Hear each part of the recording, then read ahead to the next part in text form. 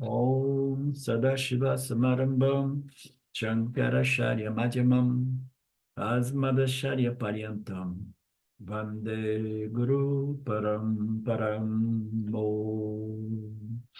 Namaste. So in this sixth chapter of the Gita, Lord Krishna is elaborately discussing the topic of Nidhidhyāsanam, otherwise known as Vēdāntic meditation. So the sixth chapter of Vedanta of the Gita, in truth, in the past I used to think that it was more about upasana, meaning to say meditation upon some aspect of Saguna Ishvara, Saguna Brahman. But then Swami Paramarthananda explains the sixth chapter in the Gita, and the Gita that we study in our Vēdāntic Sampradaya refers to the meditation upon Nirguna Brahman, Nirguna Ishvara, which is identical, synonymous of contemplating on the teachings, of Vedanta that reveals the nature of Nirguna Brahman. And that contemplation, that work that we do in the silence of our mind has to be quiet enough. So that kind of sadhana is referred to as Nidhidhyāsanam, the Vedantic meditation, which is the topic of the chapter 6. Of course, we know if a Vedantic student is not yet in tune, the mind is not tuned to this Nidhidhyāsana contemplation on the final statements of identity, presented in the Upanishads, if that is a little bit too abstract and so on. So the Vedantic student is invited to contemplate on some aspects of Saguna Brahman, and that is referred to as upasana. It's going to further expand the mind, it's going to bring about more one-pointedness, and it's going to assimilate better the knowledge in regards to the relationship Jiva, Ishvara, Jagata. So, but fundamentally, what Swami likes to present is that it is about Nidhidhyāsana. And then he says, Nidhidhyāsana is only possible after you have studied the teachings of the Jnana Yoga present by Vedanta. So you cannot contemplate on Nidhidhyāsana, do your Nidhidhyāsana, which is contemplating on the final teachings of the Vedas, unless you studied and you assimilated, and you have cleared the doubts about those teachings.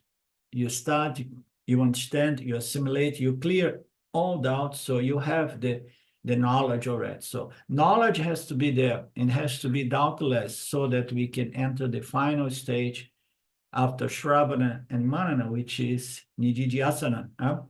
So I often have been saying here and there that in order to do the Vedantic upasana, the Vedantic upasana, because Vedanta is all about knowledge, although it's some contemplation, meditation upon the nature of Saguna Brahman, yet the teachings on Saguna Brahman, meaning to say the teachings on Ishvara, the creator, and its properties and its laws and principles, which brings in the Jiva Atma and the relationship between this Jiva and the laws of the Lord. And so it still cannot be done, these teachings of Vedanta, even the Upasana Vedanta cannot be done without sṛavaṇam and mananam in respect to the nature of Saguna Brahman. You follow? So, period. Vedantic meditation, either on Saguna and later on Nirguna, are impossible without the assimilation of the knowledge presented on all the chapters of the Gita in respect to the nature of Saguna Ishvara, and as well, Nidhidhyāsana cannot be done without the clear, well-assimilated, doubtless knowledge in respect to the nature of Nirguna Brahman.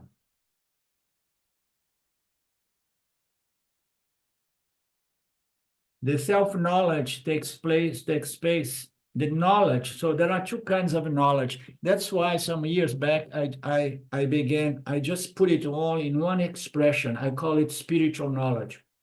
It's a spiritual knowledge or complete knowledge that gives the jiva the possibility of understanding satya and understanding mithya and live with a sense of freedom due to the assimilation of the entire body of teachings.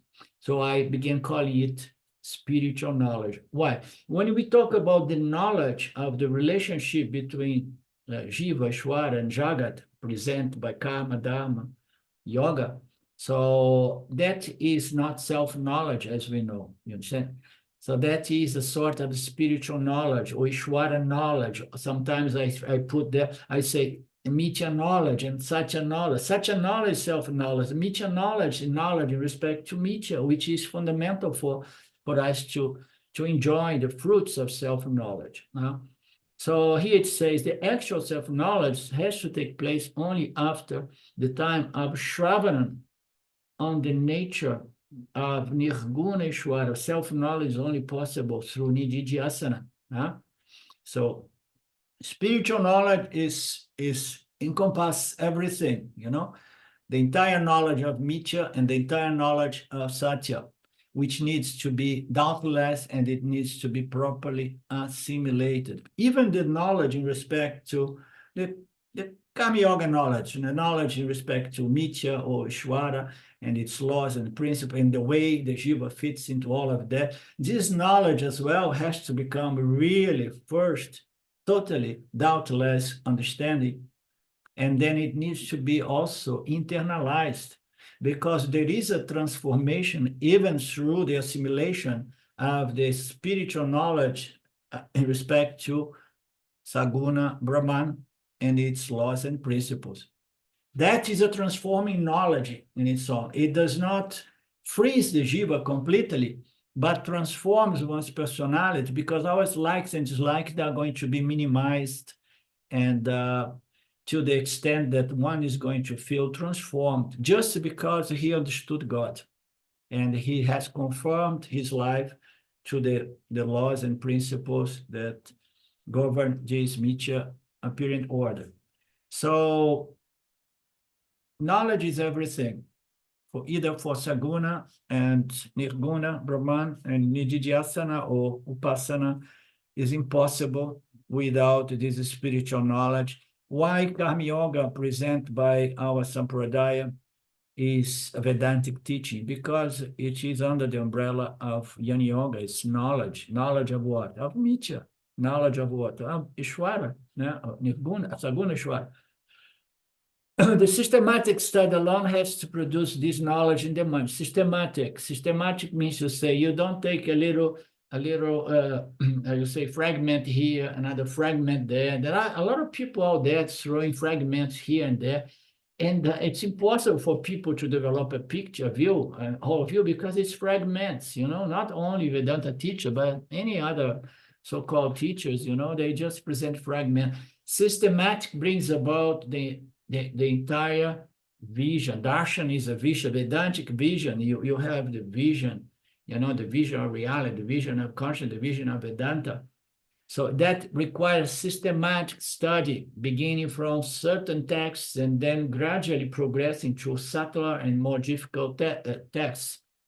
So this systematic study alone will produce knowledge. Just as when I look into the mirror, and the mirror is clean, and it's placed in front of me, I can get a real picture on my face. If my eyes are not defective, in the same way, the Guru presented Vedanta teaching, which is like the mirror kept in front of the student, which is a sort of verbal words mirror. If the teaching is is taught properly, and the listener has got qualifications, this very teaching can and will generate the knowledge, the assimilation of knowledge, meaning to say even the sṛavaṇam can encompass the mananam, because you get it right there listening to the guru.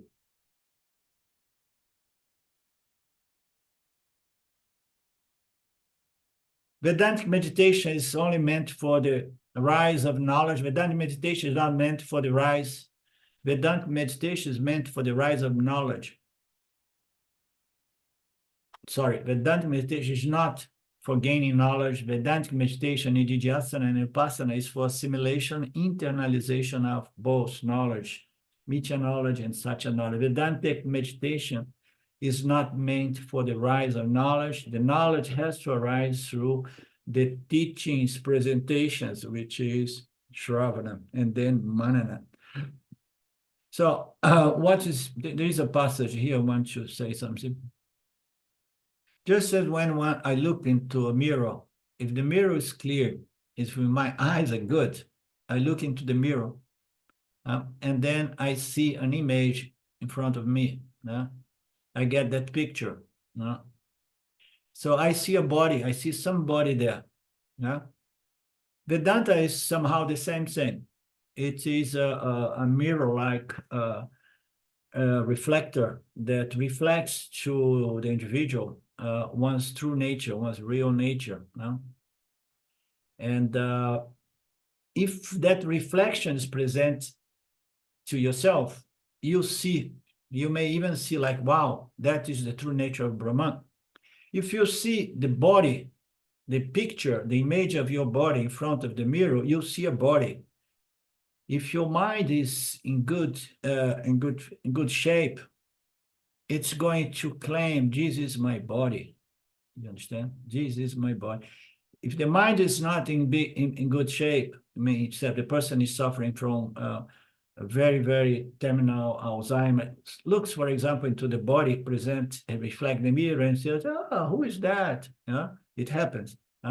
So if the mind is in good shape, immediately seeing the image, the picture in the mirror, it will claim the picture. It says, this is my Mithya nature, my body, mind nature. So likewise, the Vedanta is going to reflect to the individual the nature of Brahman, the only reality. And if the mind is good, it's not going to understand everything. And this is what is knowledge, okay? But it's going to internalize. Internalization of knowledge depends on what? Claiming, this is not Brahman, this is my true nature as Brahman. Internalization of self-knowledge means claiming. Claiming is the key.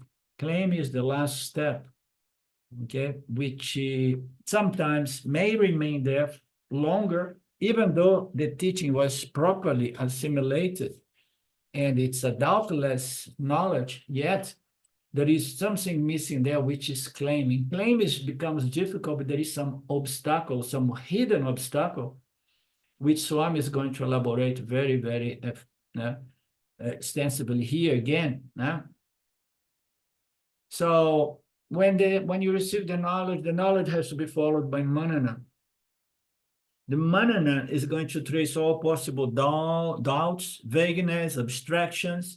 Everything has to be clear, crystal clear. All the fundamentals aspect of the teachings have to be clear. Brahma Satya, I am Nitya. I am Satya, Jagata is Mithya. Jiva Brahmaiva Napara. So the nature of Jiva and Brahman is the same. This Brahman is myself, the adhisthanam, the substratum of this cosmos. The world is dependent on me, Brahman, and Brahman, the substratum, is none other than I, myself. This is the claiming that is only possible when certain obstacles are neutralized, removed. With regard of these fundamentals teaching of Vedanta, I should not have any trace of doubt, and so on. And you have to use your intellect, going through the proper method of logic, reasoning presented by the Upanishads. Doubt belongs to the intellect. The intellect knows only the language of reasoning, logical reasoning. So the doubts have to be cleared, okay? Doubts have to be cleared. And there is an attitude that is fundamental there. Some people, I keep having some exchange with a student of mine in Brazil who is also a friend. The problem of become a friend and a teacher is that things get a little bit confused there. If the person is not seeing the teachings and agreeing with the teachings, not blindly, but my intellect really bound down to this teaching. Now I understood. I did not understood before. I did not understand before because, you know, I was still caught up on some old notions and ideas and so on, you know. Language and logic, the teachings and the attitude is important because otherwise, the blockage may be, I'm still holding on to my notions of freedom, my notions of self-knowledge, my notions of devotion, you know, and then it is a problem. Yeah? The doubts belong to the intellect. The intellect has to clear those doubts, and the intellect should not develop the subconscious notion that I know better than the scripture, because it boils down to that. You understand? Oh, no, I want to have a discussion about that, as if I would ever dare to contact my guru, Swami Paramarthananda. He says, oh, I want to discuss with you some points that I'm not in agreement, you know. This is not the attitude. The attitude is, you know, I'm still not properly understand. I'm still struggling with this teaching. There must be some blocks or some obstacles. So please, can you try helping me again to remove? No, this is the attitude. So in order to remove these obstacles, which are vagueness, doubts, and we need to have a huge shraddha, trust in the scripture, in a guru. Otherwise, you know, the guru is just like anybody else that you want to discuss your spiritual notions with the spiritual notions of guru. So I put an end to that with respect to a friend of mine, a student of mine here. He did not like that. I said, don't discuss those things. My expositions there, my unfoldments are totally aligned with the exposition, the teachings of my guru, which totally aligned with the teachings of the Sampradaya. They are not subject to discussions or debate. You listen and you present questions in a proper manner with a proper attitude, and then I can try to repeat once again. Otherwise, just keep working on it. If the attitude is I know better, forget it. Isn't it like that, Lynn? Very much so. And throughout the scriptures, they always provide you with this Purva Paksha, who is going to raise the doubts with the teachers. So it's lovely. It's great. It's great. Yeah. Okay. Thus, sṛavaṇam and mananam should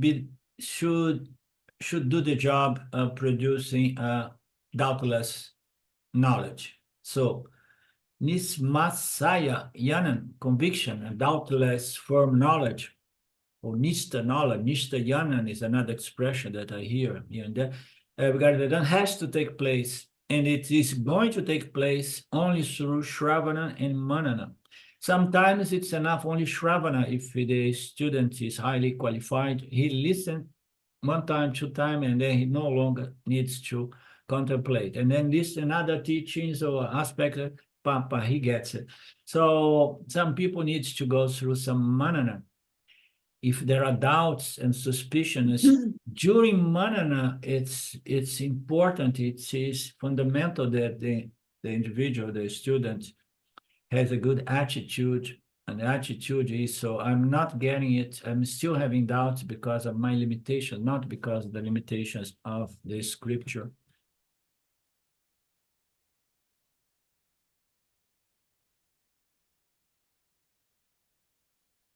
What is the role of Nidhidhyāsanam or even Upasana on Saguna Ishvara? What is the role of that? It's transformation, inner transformation. An inner transformation is the pollen, is the benefit, is the fruits of this knowledge, this doubtless knowledge, once properly assimilate and integrate. So I want the knowledge, not for the sake of getting intellectual, doubtless self-knowledge, but I want the fruits of self-knowledge. Even if I'm satisfied only with the intellectual self-knowledge, it means to say I am an academic. Yeah. Yeah. You want to have the fruit. The fruit is transformation, it's an inner transformation. Mm-hmm.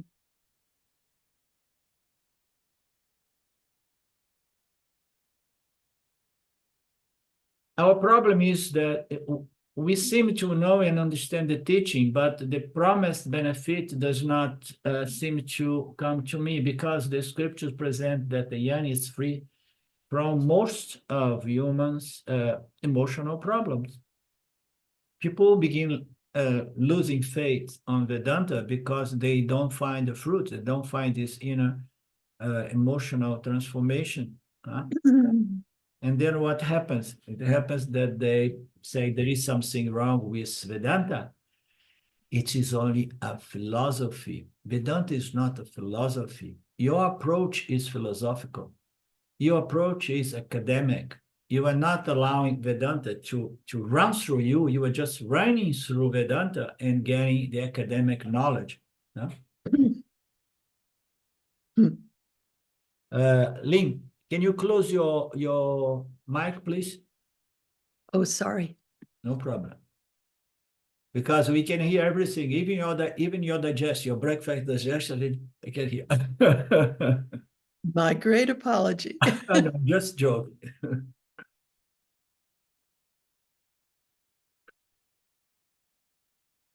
Okay, doke.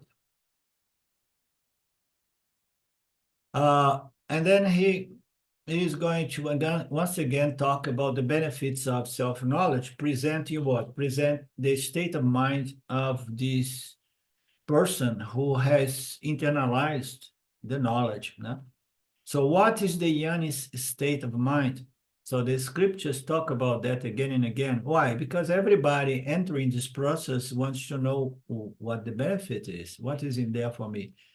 Oh, I heard that you must be transformed. And for that, you need to do Nidhidhyāsanam. Nidhidhyāsanam is claiming. Claiming requires a certain attitude and a certain sadhana of application of self-knowledge, and I often present it, this self-knowledge has to grow into the causal body, to grow roots, and be established properly in the unconscious mind.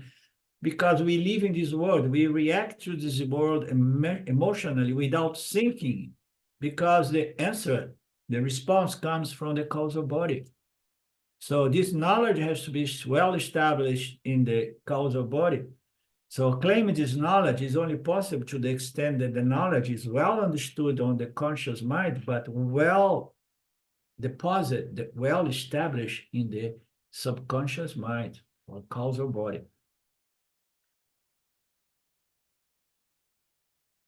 So that's why the scriptures talk about the state of mind once this knowledge is properly internalized. Because the students say, no, I look at my life and I see that there is a difference between the way I live my life and the descriptions on what the mind of the yoni is. Therefore, without this knowledge, I doubt the knowledge. There is something wrong with the knowledge. Krishna wants to say that there is no something wrong with the knowledge. The knowledge is perfect, okay? But Vedanta is not meant to deliver academic, philosophical knowledge. The goal of Vedanta is transformation, is moksha. Then there is nothing wrong with the knowledge. The knowledge is okay. And you did very well to get this clear knowledge. You are not getting the benefit of knowledge, which is peace, a peace that passes understanding, because it's a peace that it comes from your inner nature, as consciousness, and your true nature. It's regardless of my parabada, one's experience or objects of desire, but it's going to produce this peace is equivalent to be free from anxiety, because you are not invested in your parabada, in the circumstance of your life, to get this peace. You have found the real, true source of peace.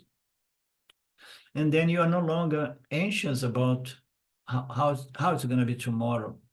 You're going to have a natural sense of fulfillment, a natural sense of independence, freedom.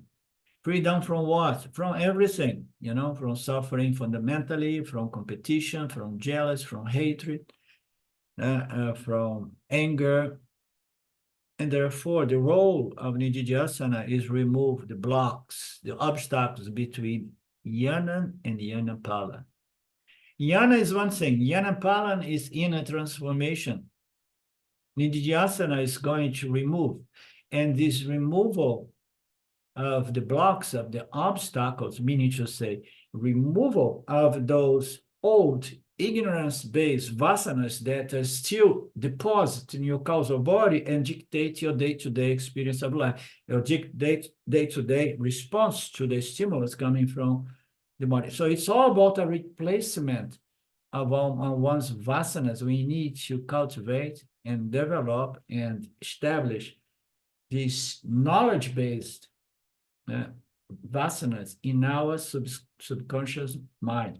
And then I have the yana on my conscious mind, I have the yana on my subconscious mind, my causal body, and from the causal body, I'm going to respond to the stimulus coming from my environment. And that means to say I'm going to enjoy the yana palan. It's a transformation of the way I respond to life. This is the palan. It's very simple, and it seems to be difficult because we were carrying this ignorance for so many lifetimes. Our unconscious minds carrying those impressions for many, many births. And in the beginning, it seems that it takes some time to replace those vasanas, ignorance-based vasanas.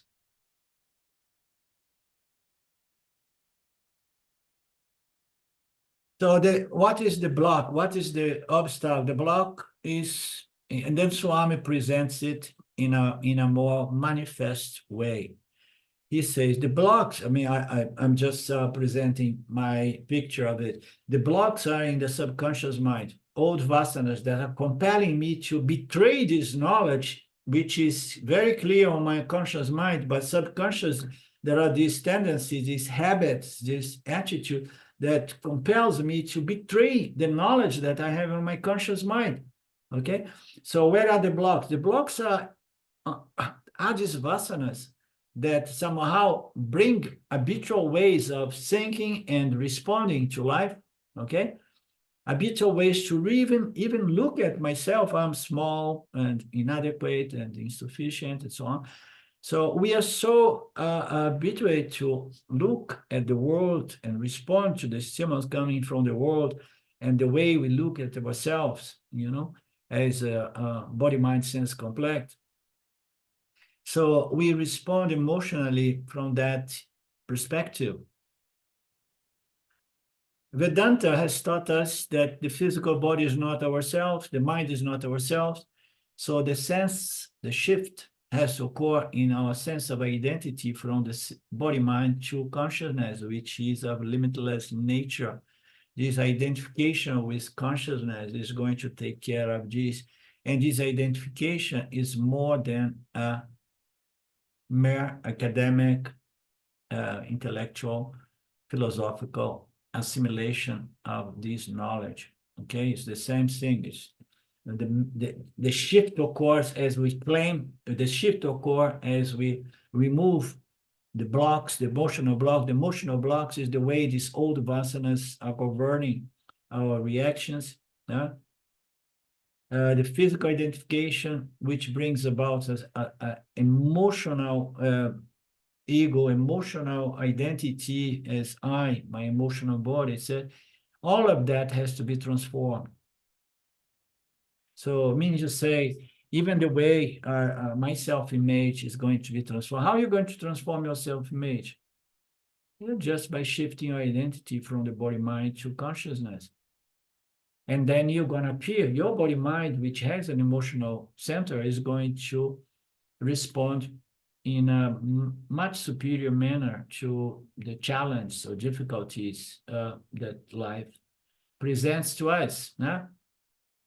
And then Swami goes more in this psychological level, talking about the habitual way we look at ourselves.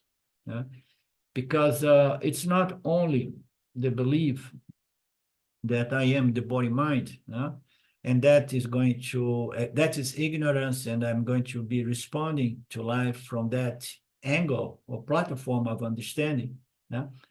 And in order to assimilate I am Brahman, I am consciousness, I'm limitless nature, I have to also look at those reflections. These are all effects of ignorance. If I respond to life in a habitual way, which is negative, which is in contradiction with my conscious knowledge, I have to look at those reactions, you understand? Because it's through observing ignorance coming into surface that I can identify and I can do what? Application of knowledge. So the knowledge is not there only to be enjoyed in the intellectual philosophical level. I want it to be enjoyed on the emotional level. For that, I need to neutralize these habitual reactions by remembering the teachings and say, as consciousness, I should not be so concerned to the extent of being all disturbed and all violently reacting with this and that. So, and then I'm going to begin seeing what? That I am this consciousness, and this body-mind is an instrument by which I interact with this material world. And then my image about myself is like, oh, this is a good instrument of experience, The self-image, it always happens, belongs to the body-mind. But then the body-mind is going to say, I am free, limitless consciousness, it's okay. But furthermore, it's going to say, no, I am also, in my inferior nature, I am this body-mind sense complex, which is a good instrument, which has been properly educated by the knowledge, and now it responds to life in a much nicer, elegant, beautiful way, in which one does not experience samsara, suffering. So we have to look at the way we react to the events of life. We need to be honest and look and stop blaming the world, blaming others, and just see, oh, there is ignorance here. It's my ignorance, and I need to own this ignorance, not to establish my identity as I am ignorant. No, but no, Jesus does not belong to me. Jesus belongs to my ignorance-based, aham body as me, that is still there somehow deposit in my unconscious mind, producing these kinds of negative emotional reactions. Okay, am I going too fast? Sylvia?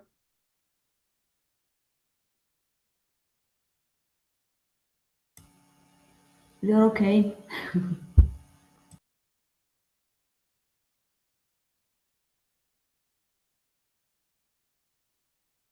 So does the way we look at ourselves, the way we look at the world, and the way we look at God, all of that, finally enough, becomes a vasana, a habit, a tendency. Okay? So we need to correct the way we look at life, the way we look at God, you understand? The way we look at ourselves, even as a body-mind. Oh, what is this body-mind? Is an instrument by which I experience duality. Who are you? I'm consciousness fundamentally. But I have this inferior nature as the body-mind. It's a nice instrument because it was purified in the light of these teachings.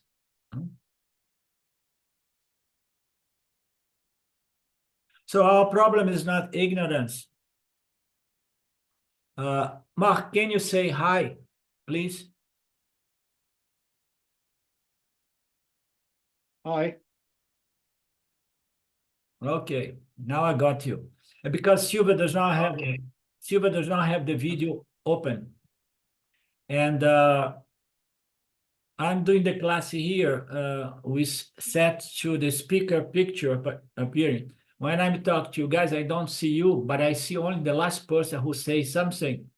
And as Silvia has a black closed video camera, I see a black thing here. Now I see at least you big and the other small. Okay. Okay. Don't be shy, huh? So our problem is not ignorance. Our problem is what? Is habitual old ways of responding to life, which are based on my ignorance-based vasanas that I carry from many births. I have the knowledge, but I have a way to respond to life which is based on my old ignorant knowledge, body, mind as me, and no understanding of God, no understanding of the laws and principles of the Dharma field. So I'm responding from the old. In English, there is an expression, say, time lag. Time lag.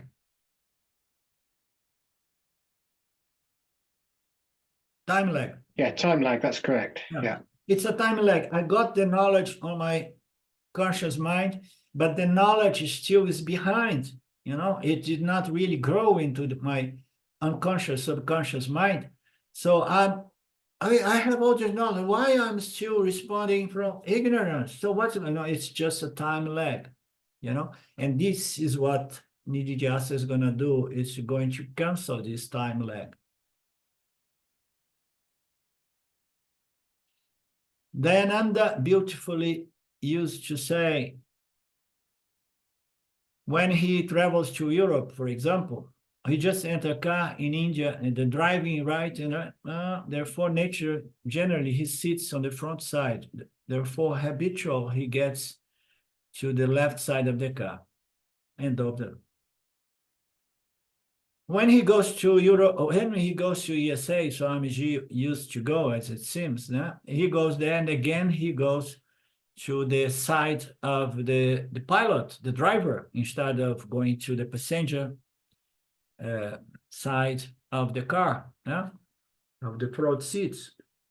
He says, old habit. How many old habits we have that take some time to break?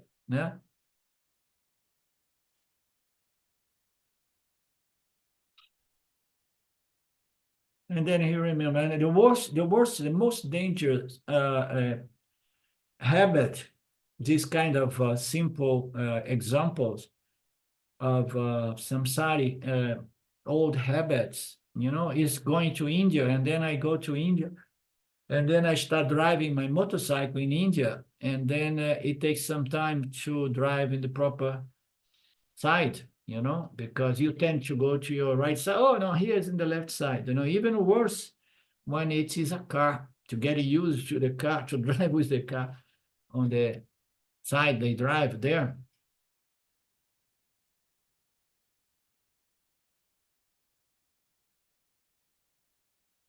Now, is this behavior born of ignorance or habit? This is a very good point. So I am behaving against my knowledge. I'm responding to life, in a way that is somehow contradictory to my knowledge. Is it born out of ignorance or it's born out of habit? You see how simply Swami presents questions which are very profound. No, I'm behaving born of habit. It's not out of ignorance. I have the knowledge. I'm not enjoy yet the fruits of knowledge, because the habits, which are the vasanas, they just are still there, sitting and enjoy some nice room in my causal body, my unconscious mind, and producing reactions which make me appear as spiritually ignorant, to the extent that I say, oh my God, I'm so ignorant, I did not get anything from it. No, you got it. But there are old habits that somehow makes it look as you don't have this knowledge.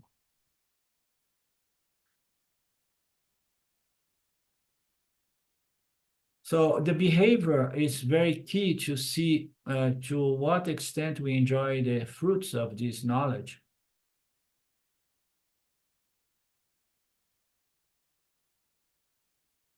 The behavior is in a particular orientation, and this is developed not in 1 year, but through many years, a lifetime, and even many janmas, yeah?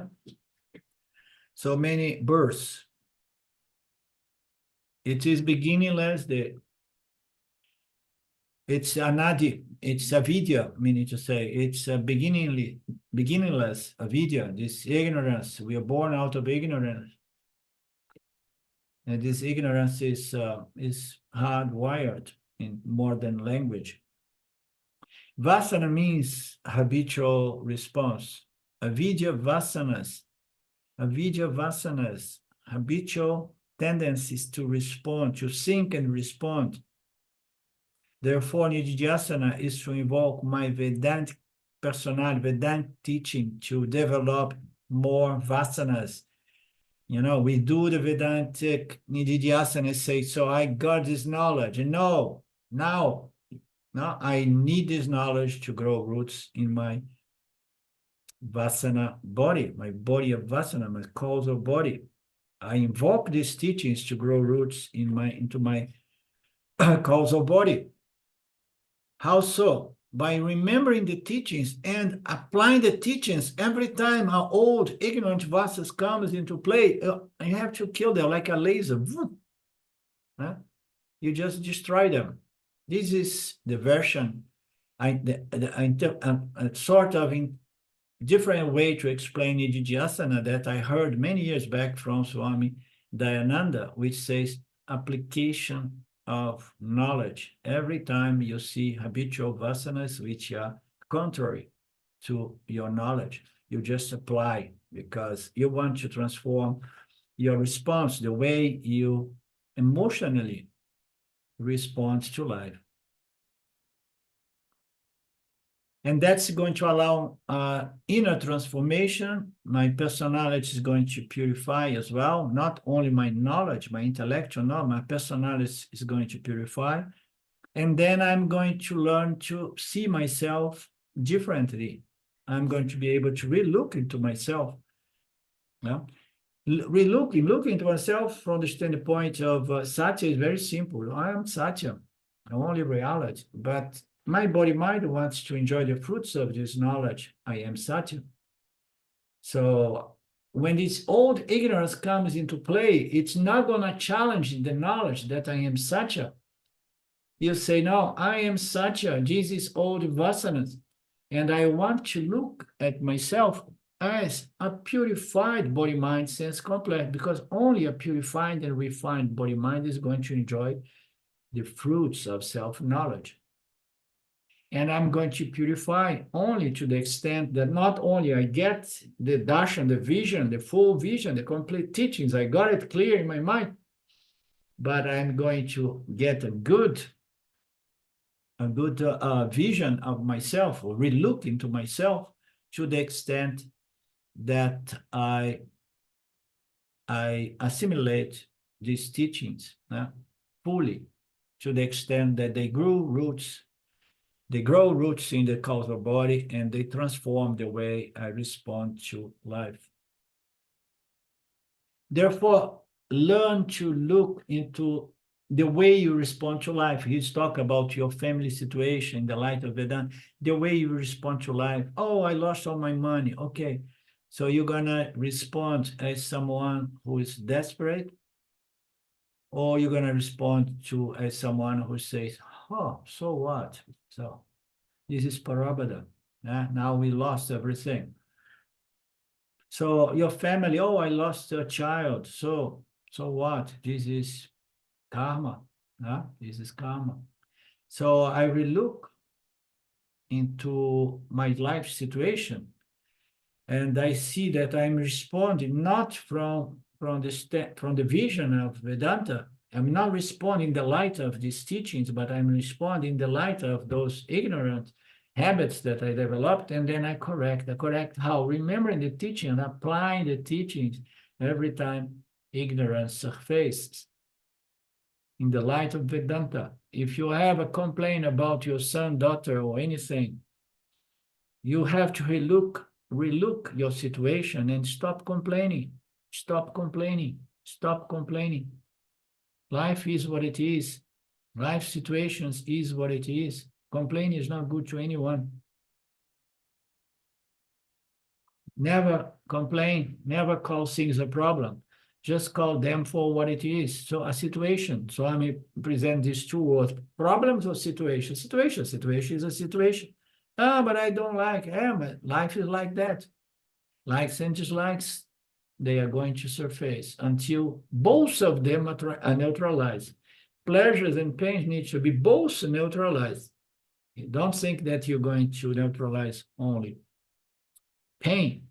Pain is neutralized to the extent of psychological, to the level of psychological pain, but pain is still available, even for the yoni.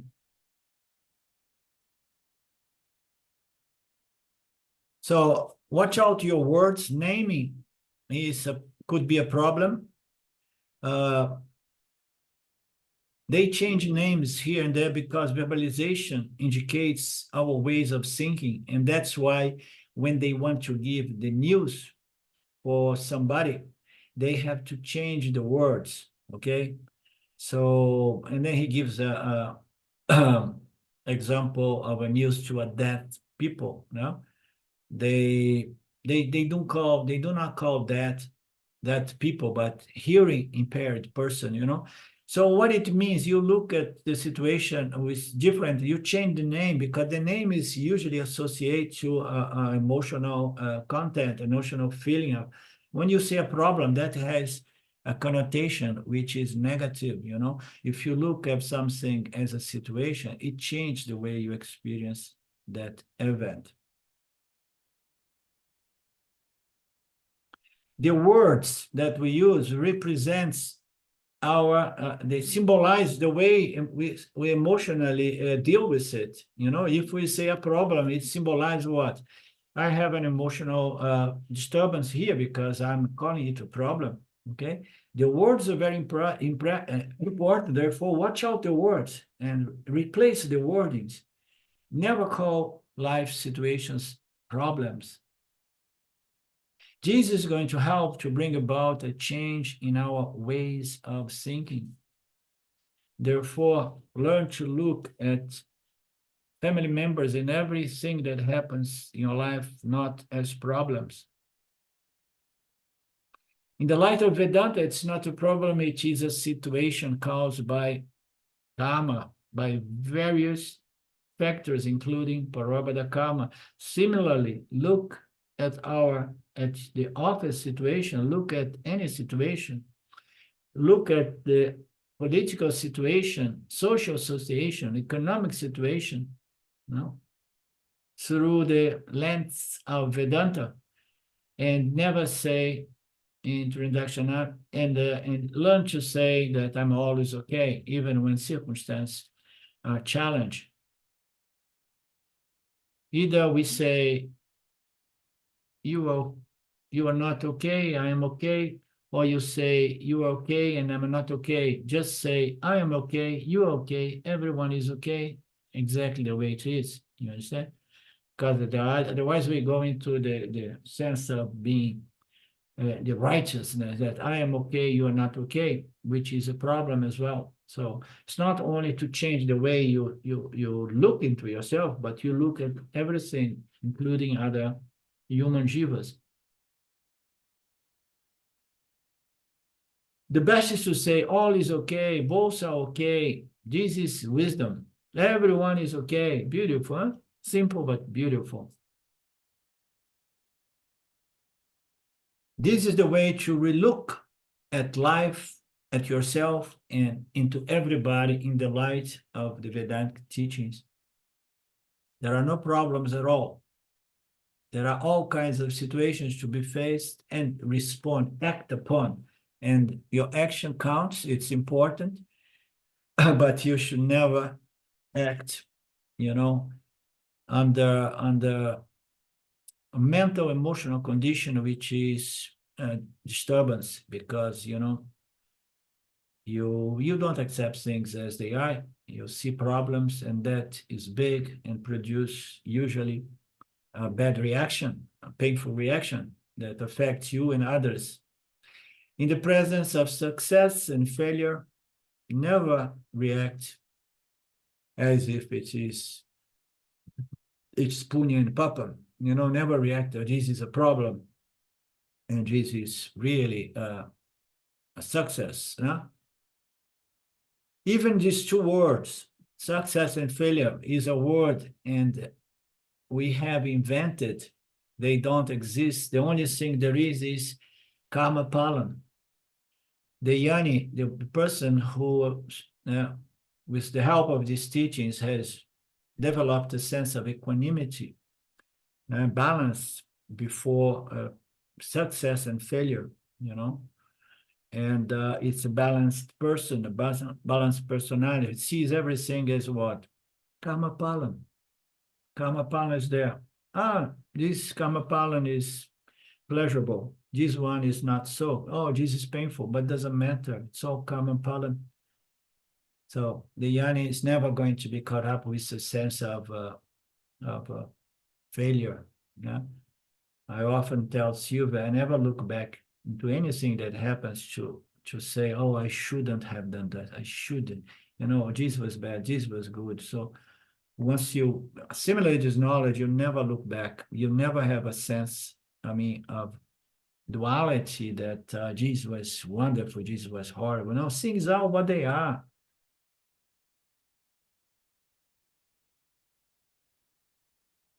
Imagine two people running a business.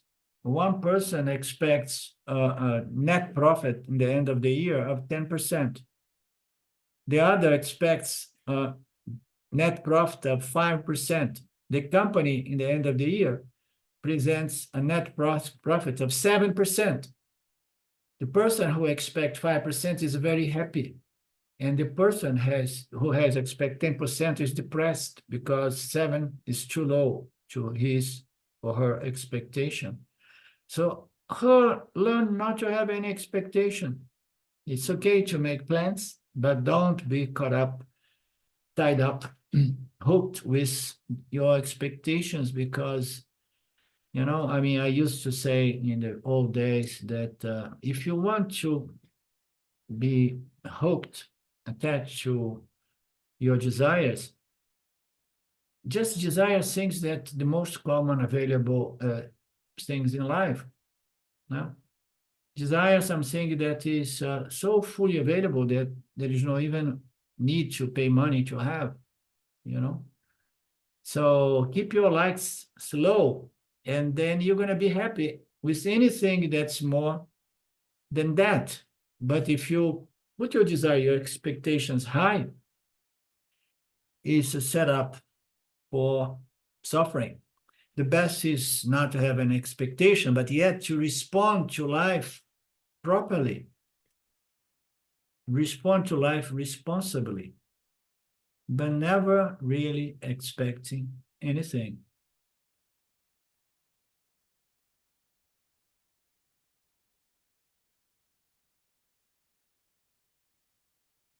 Therefore, most of our responses are born out of tagging, which is born out of thinking, which is born out of our knowledge or ignorance. What is tagging?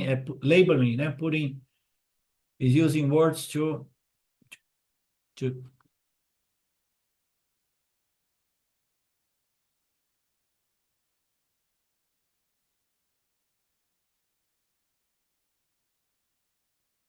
Okay, Vedanta, next paragraph here, he presents a concept that is not very common for him to present. He says, Vedanta is a painful, usually he does not say that. It's a painful, time-consuming reassessment of our situations in life. In that reassessment, I should be able to say, I am happy, not because of the situation, but in spite of the situation.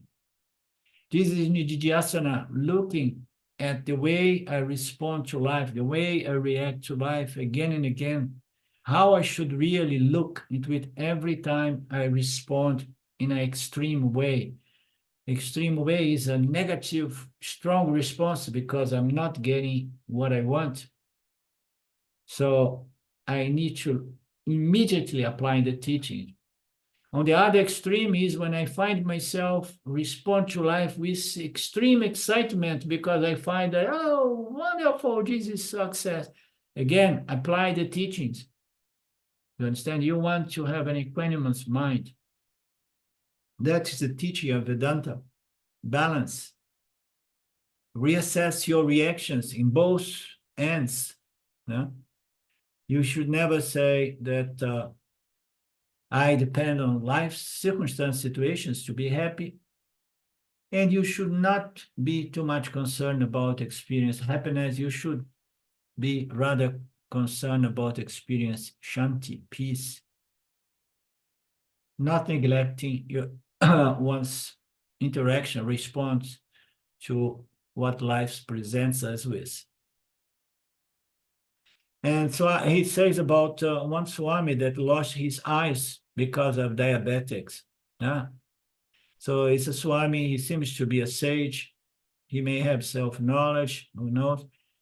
But he's hooked to sugar. And I remembered one of the gurus I was associated with, Papaji, that he had this problem. His doctor had to hide the sugar around, the sweets around him, you know. Addiction is addiction, even if it's self-destructive. Even some swamis, some yanis, cannot help, you know.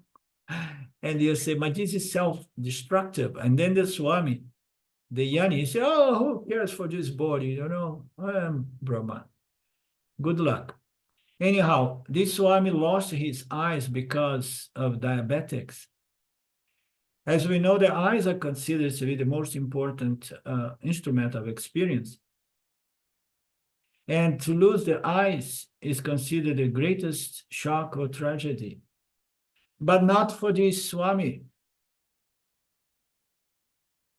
The people come to him, say, oh, Swamiji, what a tragedy, you lost your eyes, and so on.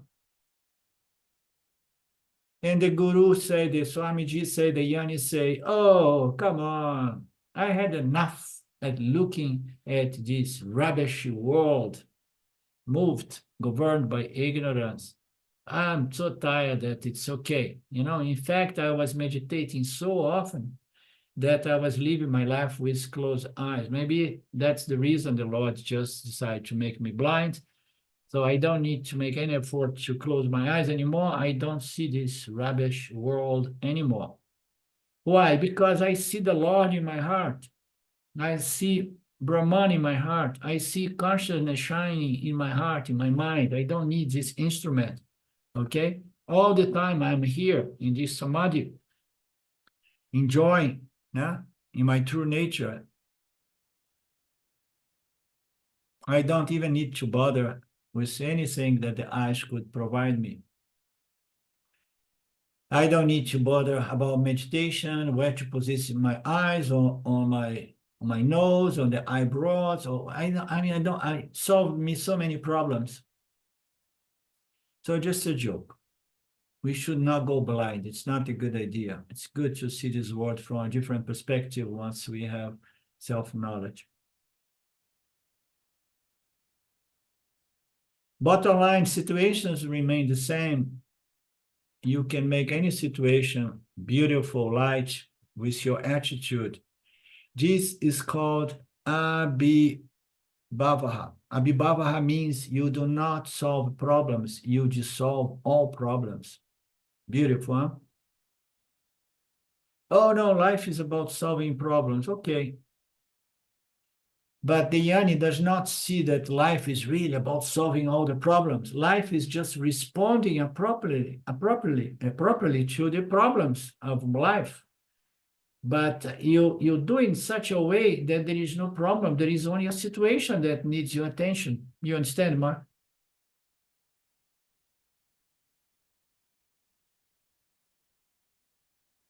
And Swami gives us another example. When you look at the sky during the daytime, there are stars or there are no stars there.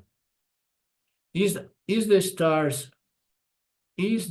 are coming in the night, or is it in the day? The stars are coming only in the night, or the stars are there even in the daytime? Any doubt, the stars are there at all time. But during the daytime, the stars are not absent. They are thought absent because the light is overpowered by the light of our sun. So we know that. So what is the example here? In Jesus, I have not removed the stars, but the star's light is overpowered by what? By a certain condition, situation, abhiputam. In the same way, Vedanta gives a new vision and a new fulfillment in the light of the fulfillment, which is like the sun. My problems do not go away, but all these problems get what? Overshadowed by my self-knowledge, my new perception of myself and the world, the perception of myself as Satya. So, and then it's like a shining sun that has so much light that overpowers those small little situations, you know, from that perspective. I have a different perception of all these small situations. They become insignificant, as Swamiji sometimes says. If there is a physical sickness to the body, the sickness will continue. The members of the family are not going to change because you studied Gita and became a Yanni. They will continue to be as cantankerous and problematic as before. But your vision, your sight, your perspective changes. Like the astrologer says, you have got a sunny problem for 6 months. Then what will happen after that? We'll get used to that. So when you get it, then you do not feel its presence. Okay, let's stop here. I want to look again into this last paragraph, this last example. And this is Gita, yeah? This is Gita. We're gonna go back to Gita next Friday. We meet again this coming Monday with Mandukya, the final verse of Mandukya. Anything else? Beautiful lecture, Alindo. Thank you. Such wonderful information. Yeah. So vital for our progress. Yeah. It's great. Very nice. Yeah. This has been very rich, this 6th chapter, you know, with the lights of the teachings of Swami Paramarthananda. I'm going to teach a new Upanishad here in Brazil in Portuguese with Sekena Upanishad. It's an Upanishad that I did very briefly by myself, just using the verse. And I did it in a weekend. But just imagine, I was unfolded on my own 5 years ago. Now I'm going to do it following the transcription of Swamiji, almost 300 pages. So it's so rich. Now his skills, he's an expert on how to present these teachings in a way that they can be easily internalized, you know.